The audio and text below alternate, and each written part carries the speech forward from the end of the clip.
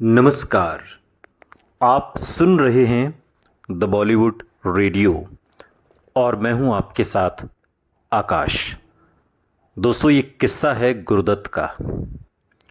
साल है 1963 और जगह है बर्लिन। साहिब बीवी और गुलाम 13वें बर्लिन अंतर्राष्ट्रीय फिल्म समारोह में भारत की आधिकारिक प्रविष्टि थी। यानी कि भारत की ओर से आधिकारिक तौर पर यह फिल्म इस अंतर्राष्ट्रीय फिल्म समारोह में भेजी गई थी। 26 जून 1963 को इसके प्रमुख अभिनेता गुरुदत्त और वहीदा रहमान फिल्म के डायरेक्टर अबरार अलवी के साथ समारोह में शामिल हुए और अगले दिन फिल्म की स्क्रीनिंग हुई, लेकिन फिल्म कोई हलचल पैदा नहीं कर पाई क्योंकि फिल्म के अंतर्राष्ट्रीय दर्शक मेलोड्रामा और एकदम भारतीय विषय से खुद को जोड़ ही नहीं पाए। ये तब हुआ जबकि फिल्म को इस समारोह के लिए खासतौर पर छोटा भी किया गया था। थिएटर में बमुश्किल 25 लोग होंगे और उनकी भी इस फिल्म में कोई खास दिलचस्पी बन नहीं पाई।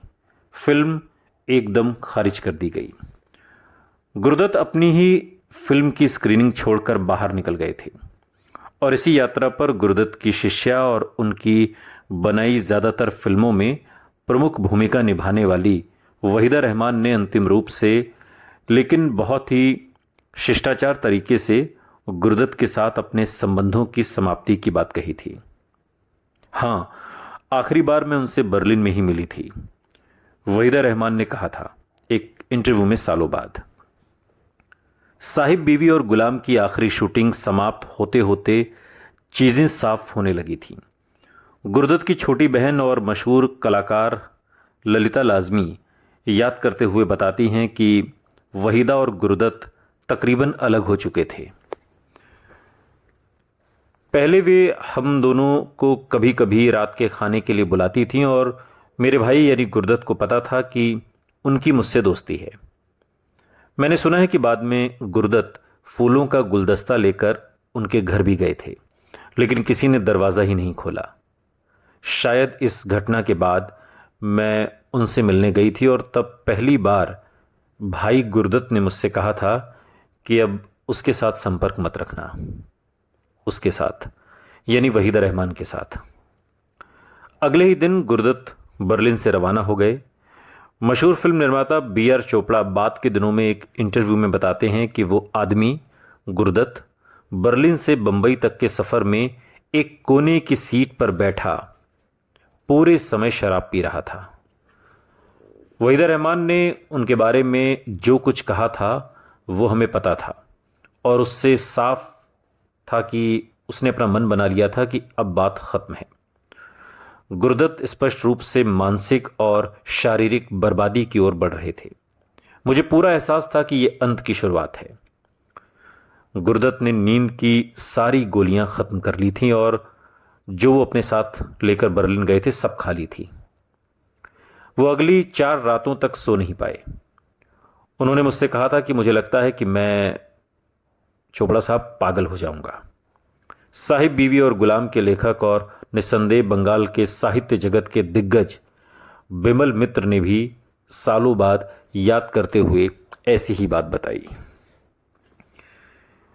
बंबई में उनकी पत्नी और भारतीय फिल्मी गीतों में एक नई स्वाभाविकता लाने के लिए प्लेबैक सिंगिंग की परंपराओं को तोड़ने वाली बेहतरीन गायिका गीता दत्त ने अपनी सारी परेशानियों के लिए अपने बंगले को दोष देना शुरू कर दिया था। उनकी कहानी केवल एक दशक पुरानी थी, लेकिन काफ़ी जानी पहचानी थी, जानी मानी भी। स्टार सिंगर और स्ट्रगलिंग फिल्म निर्माता को माया नगरी बंबई में एक दूसरे से मोहब्बत हुई थी। कहीं अंदरमन में उनका मानना था कि पाली हिल के बेहद पॉश इलाके के इस बंगले में शिफ्ट होने के बाद से ही उनके रिश्तों में एक न पाटी जा सकने वाली दरार पैदा हो गई थी। गुरुदत्त और गीता की शुरुआती मुलाकातों से लेकर अंत तक रिश्ते की गवाह रहीं गुरुदत्त की बहन ललिता लाजमी बताती हैं कि उनका मानना था कि ये बंगला एक भूत बंगला है। घर में एक खास तरह का पेड़ था और वो कहती थीं कि उस पेड़ पर भूत रहता है जो अपशगुन है और उनकी शादी को बर्बाद कर रहा है। उनके विशाल ड्राइंग रूम में बुद्ध की एक मूर्ति भी थी और उससे भी उन्हें कुछ आपत्ति थी। ललिता कहती हैं कि गीता दत्त ने ही वो बंगला छोड़ देने का बाद में सुझाव भी दिया था। ये ख्याल गुरुदत्त के लिए दिल तोड़ देने वाला था। ये उनके सपनों का घर था।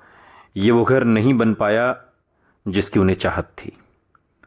गुरुदत्त ने इसी मकान में 2 बार खुद को मारने की कोशिश की थी और दोनों ही बार वो बाल बाल बचे थे।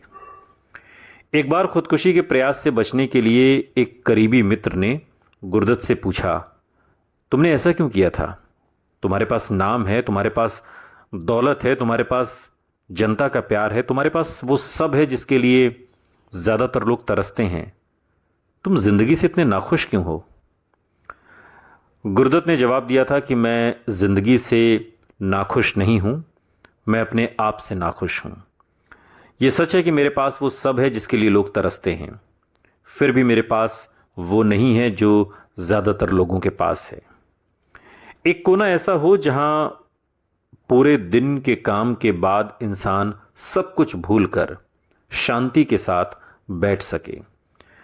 अगर मुझे वो मिल जाता तो जिंदगी जीने लायक होती।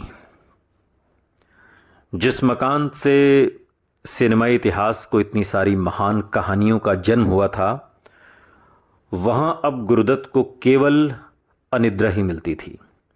इसलिए बंबई के प्रमुख रियल एस्टेट में उन सबसे खूबसूरत बंगलों में से एक में रहने के बावजूद गुरुदत्त हर सुबह घर से निकल जाते थे और नींद से भरी आंखों के साथ अपने स्टूडियो पहुंच जाते। स्टूडियो उस समय खुला भी नहीं होता था और चारों ओर सन्नाटा छाया रहता था। गुरुदत्त का भरोसेमंद सहायक रतन छोटे से कमरे का ताला खोल देता था। ये एक 7 फुट लंबा 7 फुट चौड़ा कमरा था जिसमें बस एक छोटा सा बिस्तर होता था। यहीं पर गुरुदत्त चुपचाप लेट जाते थे और यहीं पर उन्हें नींद भी आ जाती थी। मैं हमेशा अपने मकान में खुश रहना चाहता था। मेरा मकान पाली हिल की सभी इमारतों में सबसे ज़्यादा सुंदर है। उस मकान में बैठकर लगता ही नहीं कि आप बंबई में हैं।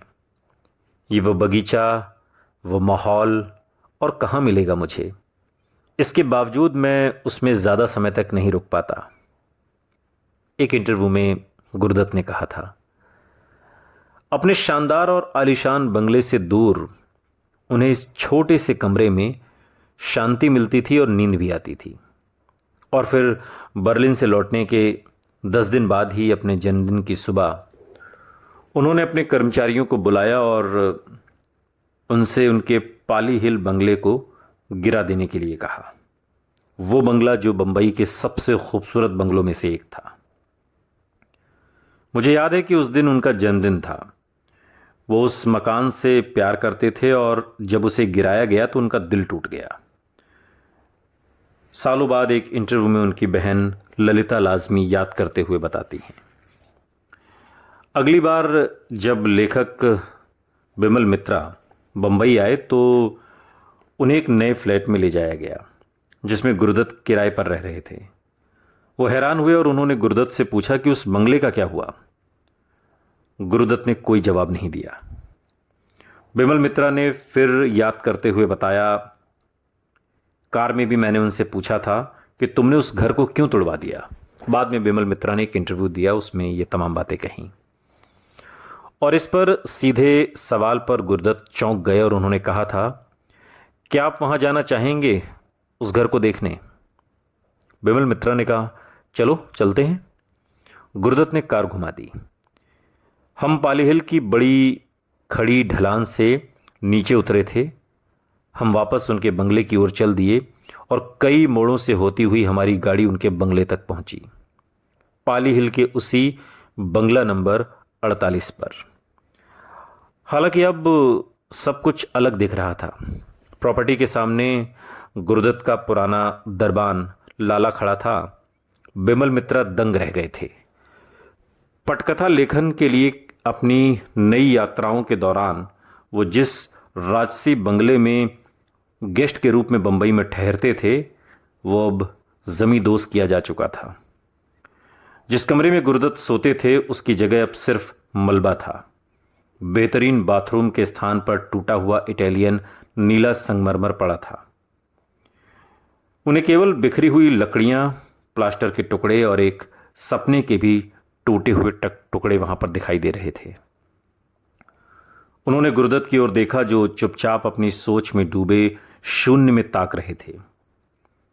विमल मित्र ने कुछ भी कहने की हिम्मत वो अपने आप में जुटा नहीं पाए। दोनों चुपचाप वापस कार की तरफ चल दिए। तब विमल मित्रा ने पूछा, लेकिन बंगले को गिराने की असली वजह क्या है? वो बंगला? गीता की वजह से, गुरुदत्त ने धीमी आवाज में कहा। गीता की वजह से? इसका मतलब क्या है? विमल मित्रा ने पूछा। गुरुदत्त ने सिगरेट का कश लेते हुए धीरे से समझाया, घर न होने की तकलीफ से घर होने की तकलीफ और भयंकर होती है विमल। ये उनकी फिल्म साहिब बीवी और गुलाम के उस सीन की तीखी याद की तरह है जिसमें एक मध्यम आयु वर्ग के वास्तुकार की भूमिका निभाने वाले गुरुदत्त हवेली में वापस आते हैं और कर्मचारियों से उसे गिरा देने के लिए कहते हैं। उनका जीवन और सिनेमा इसी तरह से एक दूसरे से मिलता रहता था। करीब 1 साल बाद उन्होंने बहारें फिर भी आएंगी फिल्म के आखिरी शॉट जो दिया, एक रिपोर्टर की भूमिका निभाते हुए वो अपना इस्तीफा अपने संपादक को सौंपते हैं और कहते हैं, मैं जा रहा हूं। ये बंबई 1964 का दौर है। उस रात गुरुदत्त के साथ फिर से बहस होने के बाद गीता दत्त सचमुच बेचैन थीं। वो गुरु को अकेला छोड़कर अपनी मां के घर चली गई थीं, जो पेडर रोड पर किराए के एक अपार्टमेंट में रह रही थीं। उनका अंदाज बहुत अजीब था। अगले दिन सुबह उन्होंने घर पर फोन किया और नौकर से गुरु को देखने के लिए बोला। नौकर ने उन्हें बताया कि दरवाजा अंदर से बंद है। गीता दत्त ने कहा कि दरवाजा तोड़ दो। तारीख 10 अक्टूबर साल 1964, सुबह के 10 बजे थे और दिन शनिवार था। मुझे उनकी मौत की एकदम स्पष्ट याद है। मुझे याद है कि उनका दाहिना हाथ फैला हुआ था, उनकी आंखें आधी खुली हुई थी, जैसे कि वो उठने ही वाले हों, कुछ कहने वाले हों। लेकिन सब कुछ खत्म हो गया। सालों बाद एक इंटरव्यू में गुरुदत्त की बहन ललिता लाजमी याद करते हुए बताती हैं, कुर्ता पैजामा पहने हुए, पीठ के बल लेटे हुए, आंखें बंद, चेहरा दाईं ओर झुका हुआ और वो शांत मुद्रा में आराम से था। साइड टेबल पर गुलाबी पानी से भरा एक गिलास था। नींद की गोलियां चकनाचूर करके पानी में घोल दी गई थीं। उनके पास एक अधूरा हिंदी उपन्यास था और लाइटें जल रही थीं। ये उनकी किसी फिल्म का सोचा समझा सीन लग रहा था। उन्होंने अपने कैमरे की काव्यात्मक नज़र, अपने गीतों की लय और अपनी सिनेमाई भाषा में विद्रोह के माध्यम से कई जादुई सीन बुने थे। ये गुरुदत्त का अंतिम सीन था। उनकी खुद की असली मौत के सीन की खास फ्रेम की रचना थी और आखिरकार उनकी उदासी खत्म हो चुकी थी। जब मैं गीता से मिली तो मेरे लिए उनके पहले शब्द यही थे कि लल्ली, मुझे पता है कि आप सभी मुझे उनकी मौत के लिए दोषी ठहराएंगे। ललिता एक इंटरव्यू में याद करती हैं। गुरुदत्त की मृत्यु 39 साल की उम्र में हुई थी और वो अपने करियर की छोटी सी अवधि में एक सम्मानित विरासत पीछे छोड़ गए थे। कम शब्दों में अपनी बात कहने वाले गुरुदत्त की प्रतिभा का लोहा दशकों बाद भी माना गया। उनकी फिल्मों की तरह उनका जीवन भी 2 हिस्सों का एक सपना ही था। यह दास्तां उस सपने के निर्माण और फिर सपने के विनाश की है। निर्माण और विनाश जो गुरुदत्त के जीवन में साथ साथ चला। यह दास्तां भी हम आपको वैसी ही सुना रहे हैं जैसी हुई। गुरुदत्त एक गहरी नींद में सो गए, एक ऐसी नींद जो उन्हें नींद की गोलियां खाने के बाद भी नहीं मिलती थी। सुनते रहिए द बॉलीवुड रेडियो, सुनता है सारा इंडिया।